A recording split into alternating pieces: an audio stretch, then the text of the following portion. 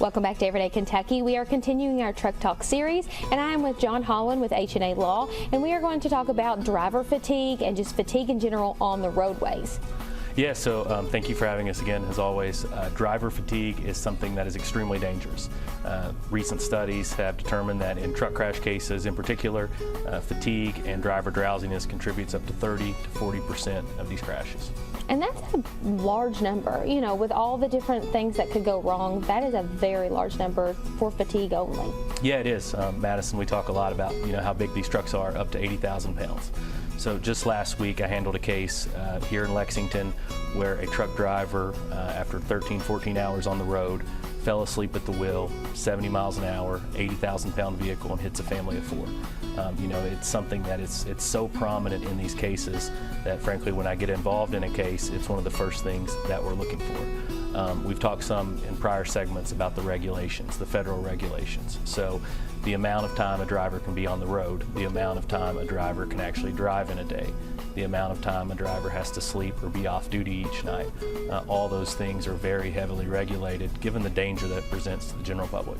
Yes, and it is very dangerous. There is, it's devastating just from that story alone, and that's just one of the many cases you will handle at the law firm.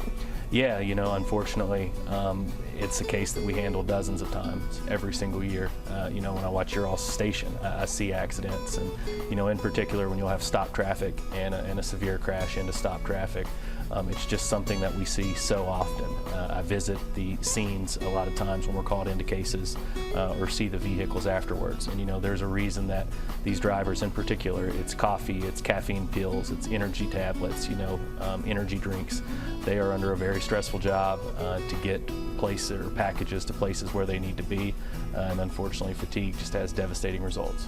And from a legality standpoint, is there any advice that you would give to people that, for fatigue, take those times, do the correct things, obviously, but, just so they don't have to be involved in these crashes?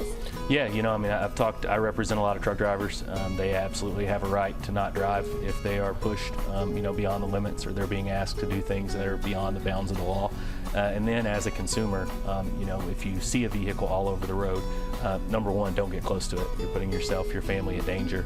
But don't be afraid to report a vehicle, to report a driver. A lot of times you'll see the trailer will have call this number if you see issues. Call that number, or even call the police and report a vehicle. You might be saving your life, your family's life, or someone else's. Exactly. And how can someone get in contact with you all if they are unfortunately involved in one of these events? Yeah, so our number and our website is listed here on the screen. We have a lot more resources on that website at semijustice.com. Our office here locally is at 620 West Main Street. We have an office in Louisville as well, and we are currently handling cases just like those involving fatigue, truck crashes, all across Kentucky. Thank you so much, John, for these truck talks and the education you bring with them. Thank you. Appreciate it.